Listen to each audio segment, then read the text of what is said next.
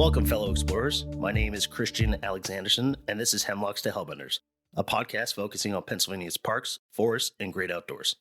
Today, we're going to be talking about Pine Grove Furnace State Park. I love this park. I've been here numerous times to hike, run, and explore. I highly recommend attending the Fall Furnace Fest, which features pumpkin carving, artisans, historical reenactments, tells the famous Hairy Hand legend. But before we get to the interview, here's the stats. Pine Grove Furnace is a 696-acre park located in Cumberland County. Available activities include hiking, picnicking, camping, swimming, wildlife watching, boating, biking, cross-country skiing, ice skating, snowmobiling, hunting, and fishing. A notable feature of the park is that it marks the halfway point of the Appalachian Trail. Pine Grove Furnace State Park gets its name from the iron furnace set up by George Stephenson, Robert Thornburg, and John Arthur in 1764.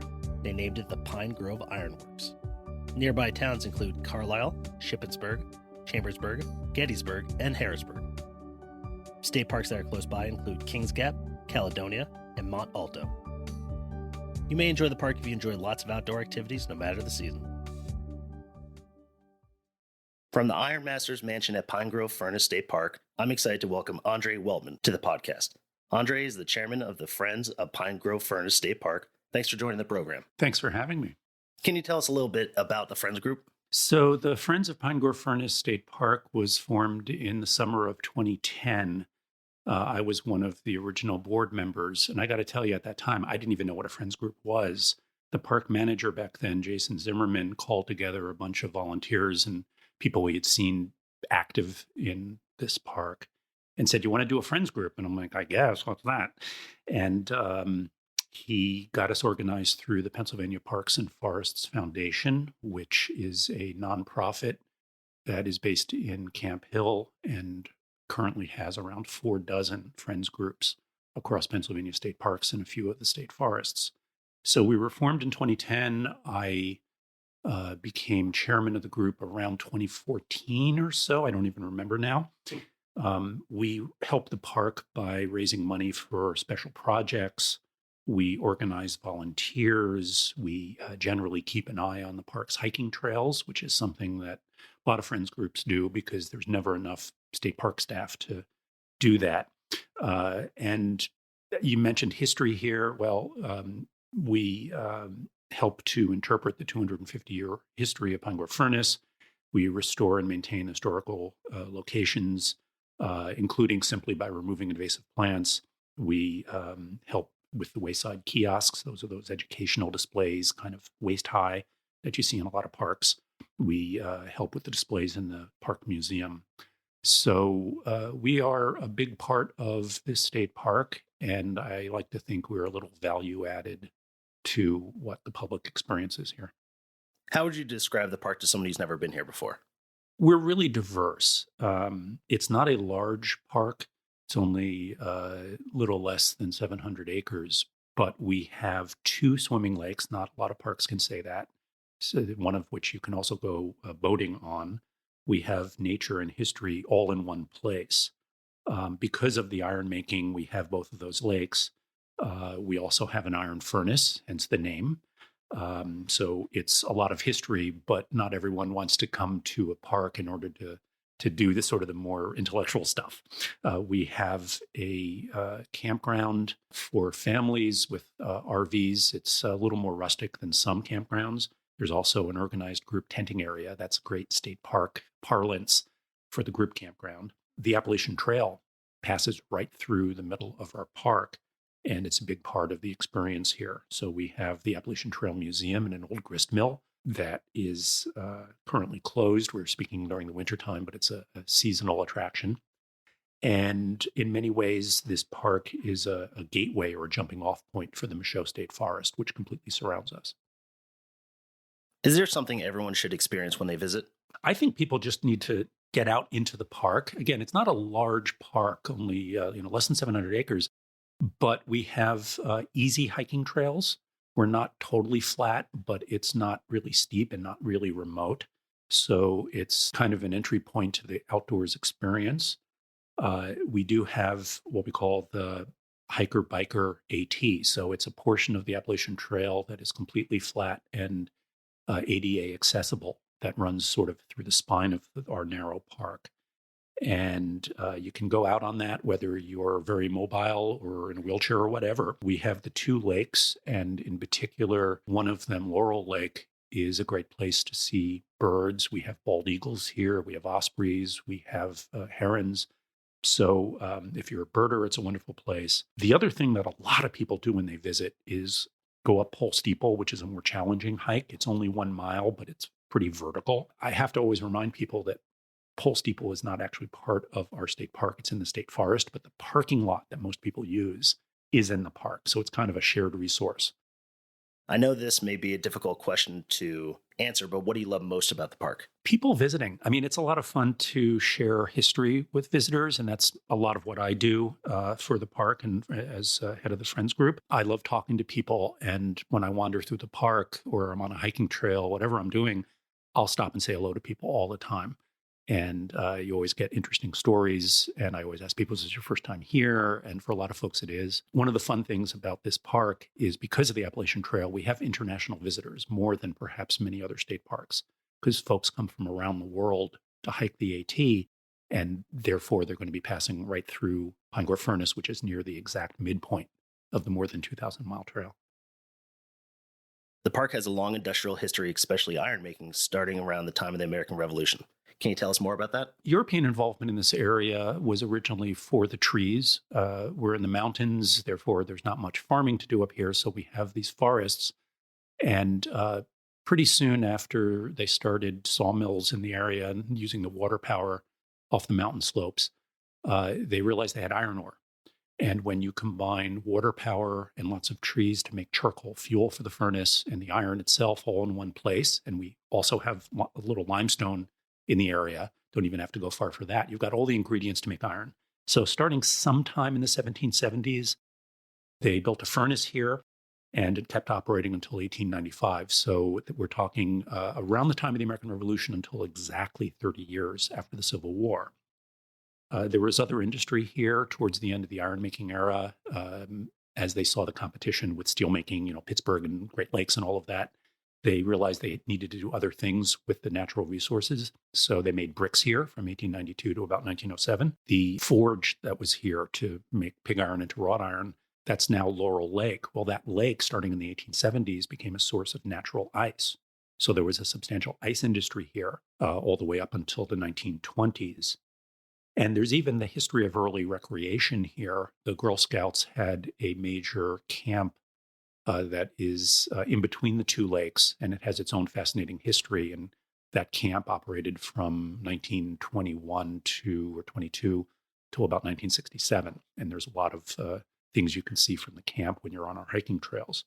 We, of course, also have the Appalachian Trail, which goes back to the 1930s. So there's all this history from the Revolution all the way into the early park era of the first half of the 20th century. Well, just in case they don't run into you, where can they learn more about this in the park? One of the fun things about our park is we effectively have 3 small museums, all within a few hundred yards of each other. The park office and visitor center has a small one-room museum, which has a lot of things on display. And just in the past few months, we've added a bunch more iron. We've got pots and tea kettle and several new stoves. So we've got stuff to see there about the industrial history. You can buy books. Our Friends group sells merchandise in the park office, including some history books. The other museum is the Appalachian Trail Museum in a grist mill building that dates back to 1783. So you can stop there, and it's the only museum in the country, if not in the world, dedicated to a hiking trail. And that's pretty cool. And then today we're sitting in the Iron Master's Mansion, which was completed in 1829. It's actually the 3rd building to serve as an Iron Master's residence or an office or mansion here at Pine Grove Furnace. And during the summer months, this building itself is effectively a museum. The other thing you can do is participate in some of my history talks. I dress up in a mid-19th century costume, and mostly between Memorial Day and Labor Day, I do a lot of public programming, everything from amphitheater presentations to walking tours. I even have a program I developed that is Kayak Through History. You have to sign up in advance for that, but we'll supply kayaks from the State Park, and we go out on Laurel Lake and spend a couple hours paddling around talking history while we float. So there's all sorts of things you can do here. Let's say a visitor only has a couple hours to spend at the park. What do you recommend they do? Well, definitely see the furnace. It's funny that people can visit a park that has the word furnace in its name and not actually see that 30-foot tall structure. So stop by the furnace, and there's interpretive displays around it that are there. Whether or not the park office is closed, you can certainly read that stuff. Visit the AT Museum, the Appalachian Trail Museum, if it's open during the warmer months. Visit the park office. I would say walk the biker-hiker trail from the furnace to Fuller Lake and beyond. Go down to Laurel Lake at the other end of our park. It's about 2 miles from the furnace and Fuller area, and enjoy the scenery, look at birds and turtles and so forth. Let's say they decide to camp overnight, or they're staying at an Airbnb somewhere in the area. What do you recommend they do if they have a full day to spend in the park? Well, if you're mobile and adventurous, go up Pole Steeple. I mean, that is one of the most popular hikes in this region. It's really a beautiful view, especially in the fall when you look at the fall colors. There are other hikes in the area. Sunset Rocks, also in the state forest, is often accessed from Pine Grove Furnace, and you can go up the Appalachian Trail. There's a historic location called Camp Show that maybe we can talk about. That's just a couple miles literally from our state park. And I would say in general, just get out there and enjoy nature. Even if you just sit in your car, people sometimes go down to the Laurel Lake boat ramp and just park there and look out across the lake. So you don't even have to be a big hiker or mobile to enjoy this park. We've said it so far, but the park marks the center point for the Appalachian Trail. Other than the park serving as a significant milestone for hikers, what other AT-related activities can you participate in at the park? Well, again, the Appalachian Trail Museum, I keep mentioning that because it is such a treasure. A fun thing to do through the warmer months is to go to our park's general store, which is close to the furnace and the park office. And that's the place that Appalachian Trail hikers traditionally do the half-gallon challenge. So the idea is they're halfway up the Appalachian Trail, whether they're going south to north or north to south, nobos and sobos, and they're supposed to stop and eat a half-gallon of ice cream in one sitting. So that can be a lot of fun to just sit there and talk to the hikers, ask where they're from, watch them do their half-gallon challenge. Oftentimes, they're really, really starved for calories. They've been out in exercising, so they'll order a cheeseburger and order fries and do the half-gallon challenge all at once, and that is quite something to see. Now, do people come here and actually do the half-gallon challenge that are in no way actually hiking the trail? I suppose they might, but I would not recommend it. And the other thing you can do in terms of the Appalachian Trail is literally walk on the AT. I've mentioned the hiker-biker AT Trail. It's flat, ADA accessible, and it is the Appalachian Trail. It's one of the few places on the entire trail where you can legally ride a bicycle, and one of the few places where you can, run a wheelchair down it. So I love telling people on my walking tours when we're doing the furnace area and so forth, I can say to them, hey, we just took a 90-second walk on the Appalachian Trail. You can boast that you took a hike on the AT today. And of course, that's all white blazes. So people should look for that as they go through the park. They often don't recognize that they're on this national scenic trail while they're also just strolling through the woods. When's the best time of year or maybe a season to visit the park? Any time is good here. The busy times for public programming and the campgrounds and so forth is more or less Memorial Day to Labor Day, but also the fall is a big thing here. I've already mentioned fall foliage and so forth. And during the third weekend of October every year, my group and the park put on the Fall Furnace Fest, which is a really wonderful 2-day event. We have over 8,000 people visit our little park. And we have history activities. I lead a living history group that makes charcoal using the traditional methods. And that's a lot of fun to watch. At least I hope it is. We get a lot of smoke and dirt on us. And we have other history activities. And it's also a traditional festival with, the usual festival food and dozens of vendors. And for some people, they come to the festival and then they also get to see that there's this whole state park here, and maybe they'll come back some other time. So I'd say any time of year, but the fall is probably a lot of fun for folks who haven't been here before. The fall festival is very quickly becoming one of my favorite things to do every year. Not only is there the food, but there's artisans, there's the living history, there's the hairy hand tradition, which I have absolutely fallen in love with. Yes, and I didn't mention that. Thanks for bringing it up. So there's this fake ghost story, and don't tell the children, but it's not a real hand. What we do is on the Saturday of the festival, people, kids and adults too, carve pumpkins, and we sell them and give a spot to do the carving. And then there's a little pumpkin parade, just a half mile, not even, where people bring their pumpkins over to the Fuller Lake Beach. And the park has a set of floating risers, kind of tiered platforms. And all the pumpkins get loaded on there with lights in them. And we push it out onto the lake. And it's really pretty. If you've never seen this, you should check it out. And then we have I think, 4-minute ghost story. We've got it recorded now. The basic idea is that a miner drowned in Fuller when it was an ore pit. So they took iron ore out of there, which is actually true. It was 90 feet deep when they stopped using it in the 19th century. But no one ever drowned in there while they were mining iron. There were industrial deaths. A couple workers through the decades did have stuff fall on their heads. And so during this legend of the hairy hand, a green glowing hand comes up from the far side of the lake, and everyone stands on the beach and yells, "Hairy hand, go away," and it drops back in the lake. It's silly, but it's a lot of fun. When I first attended the festival a couple of years ago, and I actually had no idea what was happening. All of a sudden, children started marching down with their pumpkins, and then this recording started, and they were talking about the hairy hand, and my eyes lit up. I'm almost 40 years old, and I was so excited. I was like, this is such perfect small town America. All the kids were excited. All the parents were excited. I just absolutely love it. Great. Well, I hope folks will come see it. What other sort of events are hosted at the park? Well, like many other state parks, we hold volunteer work days for Earth Day in April and National Public Lands Day in September. We also have something called Woodsy Owl that we do in the fall here. So these are opportunities for people to come out for just half a day and help pull barberry and other invasive plants and do other tasks around the park and get their hands dirty and kind of pay back for the public use of these parks. I think people really get inspired by that.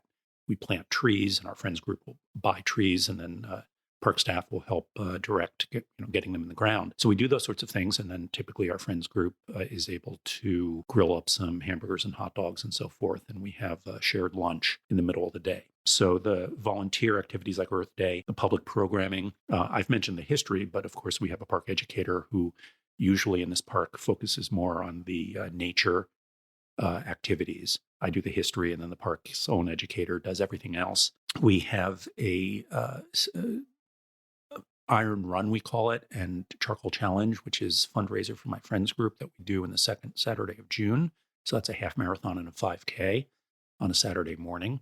There are other races that are held here, usually as fundraisers.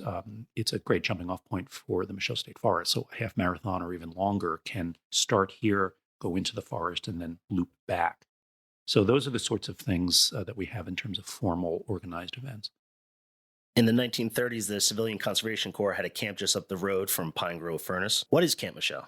The iron company owned 5 farms. When they were making iron here, they were trying to save money and basically feed their workers off of their own land. And the original farm was this location we today call Camp Michaux.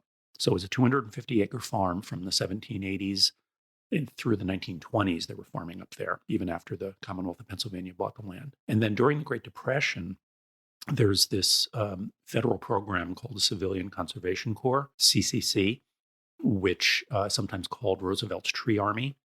And so starting in 1933, hundreds of young men were going out into various camps, and these were all across the country, but California and Pennsylvania in particular had a lot of these camps. So the first CCC camp on state land in Pennsylvania was right up the road from Pine Grove Furnace. That CCC group would be out in the forest replanting trees that had been cut down for the charcoal industry, for the furnaces up and down the mountain chain, and building roads and doing all sorts of things. With the outbreak of World War II, the CCC program ended.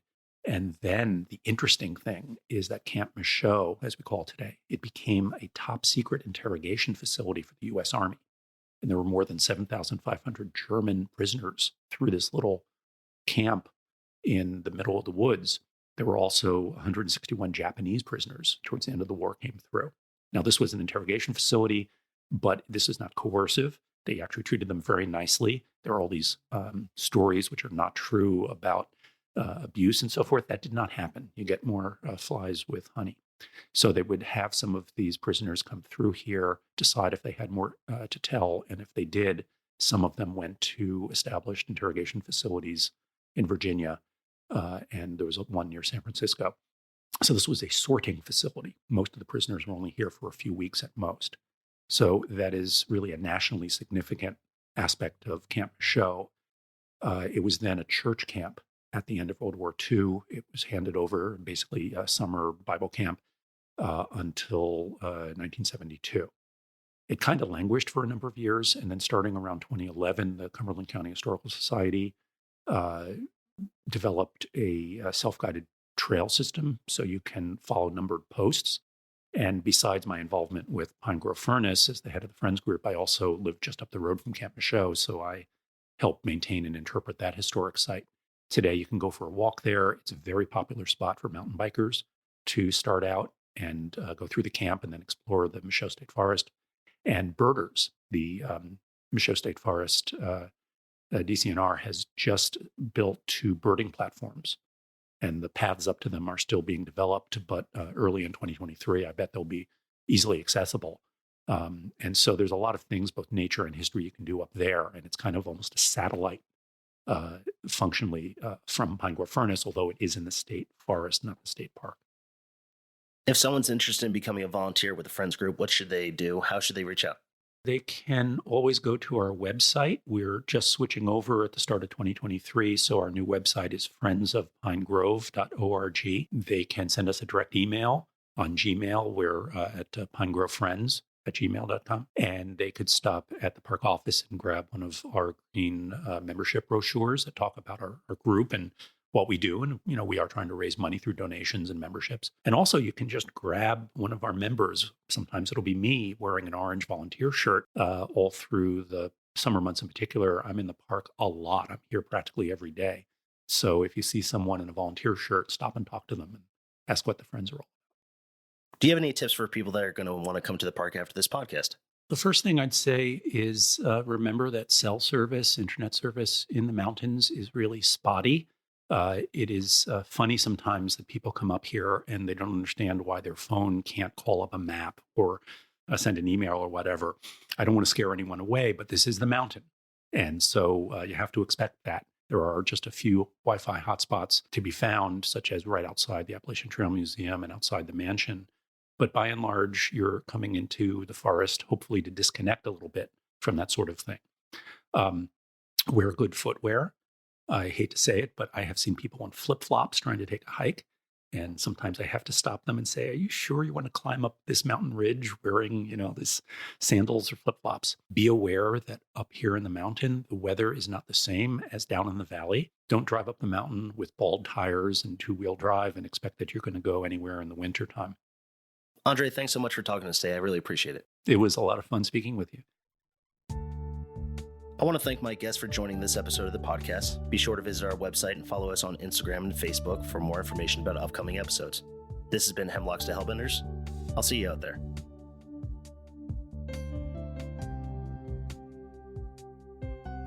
Hosting, production, and editing by Christian Alexandersen. Music by John Sauer. Graphics by Uncle Traveling Matt's Random Expedition.